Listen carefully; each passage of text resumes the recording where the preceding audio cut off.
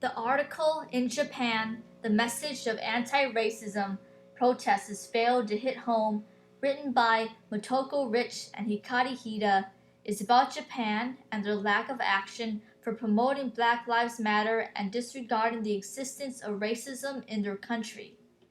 After the death of George Floyd, people began to protest all around the world. So African American undergraduate Sierra Todd wanted to bring awareness of police brutality into Tokyo by organizing a protest. This was met with criticisms on social media, such as disregarding the risk of spreading coronavirus, and that racism is a faraway American matter that Japanese shouldn't concern themselves with.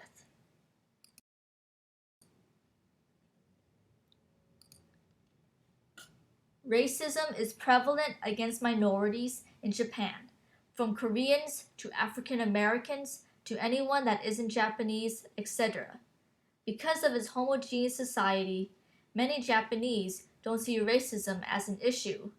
But because of the broadcast of America's actions to fight racism, the majority of African American Japanese found the hope to bring attention to racism in Japan through talking about the normalized acceptance of explicit/implicit racism from childhood all.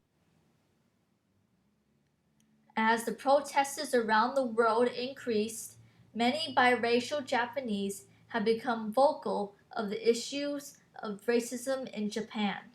Naomi Osaka, a world-renowned tennis player who is half Haitian and half Japanese, takes this opportunity to tell the world her experiences with racism in Japan.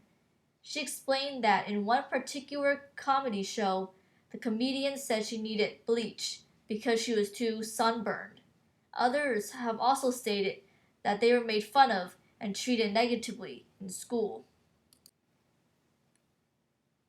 Not only are biracial citizens being treated differently, but immigrants have it quite difficult as well. When trying to move to Japan, if they aren't Japanese, it is difficult to find adequate housing and jobs. For some just don't want to sell or rent out to foreigners.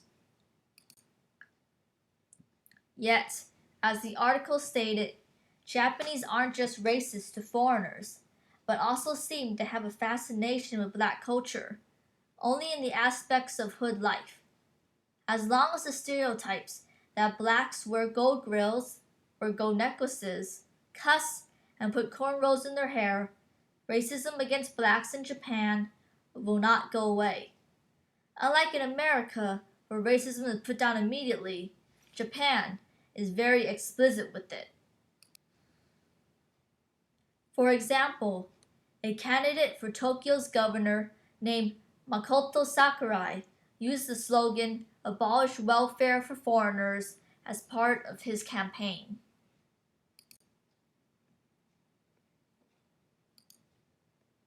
Japan, compared to other countries, are still a very homogeneous country. For thousands of years, Japan hasn't had much contact with foreigners, and the only interactions they usually had were from trade routes at the docks, war, or tourists. Japan itself is a small, isolated country where the only way many citizens can get to see what is going on outside their country. Because there aren't many people of foreign descent who live in Japan, Japanese turn to the media, which can create stereotypes of certain races. For example, a clip showed African Americans as overly muscled, music playing, looting caricatures, and presented the protests as a product of frustration with economic disparity and the coronavirus, without mentioning police brutality.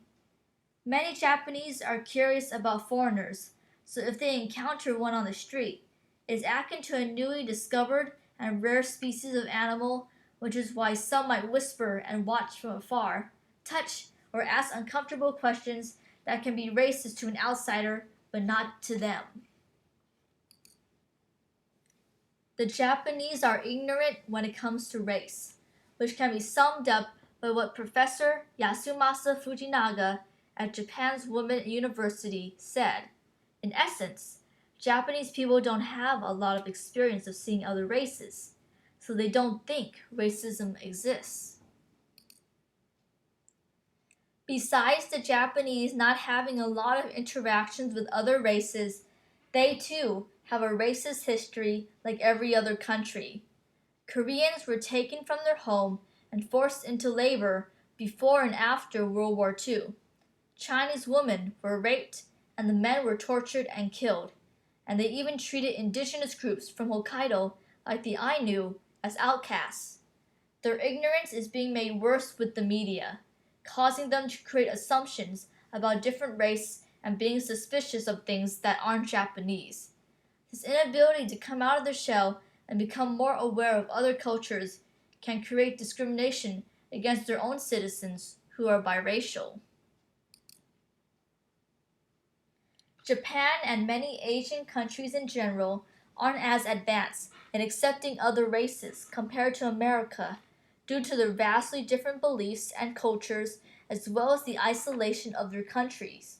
Japan is improving on becoming more accepting as each new generation arrives, but I don't think America should expect them to become accepting immediately. As Hiromi Okamura, a Japanese citizen, said, I think that there is potentially some deep seated racism. What's important is to understand that and carefully communicate it. I also believe that even though some Japanese try to reenact black stereotypes, they shouldn't have an obligation to physically show acceptance of Black Lives Matter through posting on social media. It isn't black and whites. There are ways to promote the acceptance of black people other than just posting about a movement. By saying Japanese are racist for not doing a certain thing, that is only reinforcing the stereotypes of blacks. Miss Alberton, despite her racist experiences, is only slowing down the progress of Japan's acceptance of all races. Japan is not America or Western Europe, but as long as Japan makes even a small effort, others shouldn't push them down for the things they haven't done yet.